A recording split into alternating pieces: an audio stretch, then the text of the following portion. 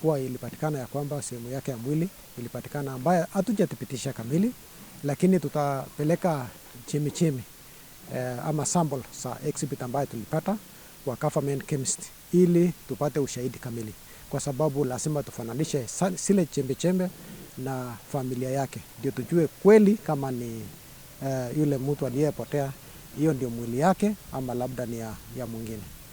Ningependa kusema wale watu wa bodaboda, wale wenye wanapepeka katika sehemu mbalimbali, ni mzuri na ni muhimu mjuane na mjue ya kwamba mjue wateja wenu, kwa sababu najua ya kwamba mkiona wateja unabeba zaidi ya mtu mmoja na ni masaa ya usiku, unahatarisha maisha yako, kwa sababu huwezi jua ya kwamba mipango ya wale ambayo wameingia katika pikipiki yako, wakati watakufahamia si watakuweza kinguvu, kwa sababu wako wawili ama watatu.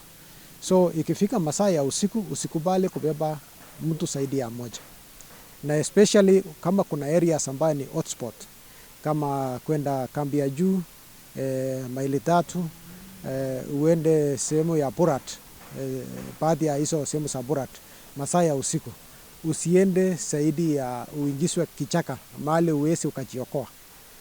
Lazima uwe na sana upitie mahali ambayo kuna mwangaza. Ningesi wananchi na marafiki ya mwenda zake ya kwamba kwa sababu ya uchunguzi yetu ambaye tunaendelea kufanya uchunguzi yetu, watusaidie pia na taarifa yoyote ambaye inaweza tusaidia ili tumunase wale walifu ambaye walifanya kitendo kama hii.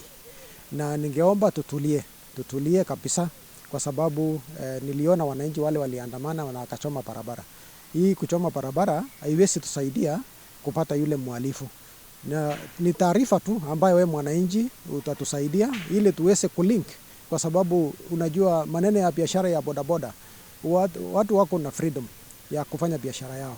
Ndio maana sasa hiyo freedom huwezi control mtu ataenda wapi ama wapi, na maafisa ya usalama hawezi kuwa kila mahali ili wafuate kila mtu ya bodaboda ama afuate mfanyabiashara yote ajue ya kwamba amekarandia usalama yake.